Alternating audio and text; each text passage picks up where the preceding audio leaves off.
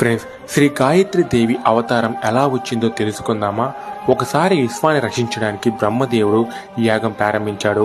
ఆ యాగానికి అతని భార్య సరస్వతీదేవి ఆలస్యంగా వచ్చింది. యాగం ఆగిపోకుండా ఉండడానికి బ్రహ్మదేవుడు యాగంలో భాగస్వామి అయ్యే ఒక కొత్త శక్తిని సృష్టించాడు. ఆ శక్తి నుంచి వచ్చిందే శ్రీ గాయత్రి దేవి.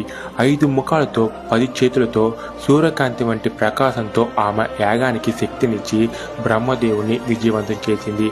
అప్పటి నుంచి గాయత్రి దేవిని వేదమాత, యంత్రరూపిణి అని పూజించడం ప్రారంభించారు. ఇలా ఒకసారి ఒక విద్యార్థి చదువులో విఫలమవుతూ నిరాశలో ఉన్నాడు.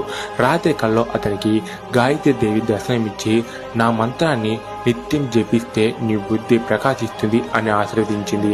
ఆ విద్యార్థి ప్రతి ఉదయం గాయత్రి మంత్రం జపించడం ప్రారంభించాడు.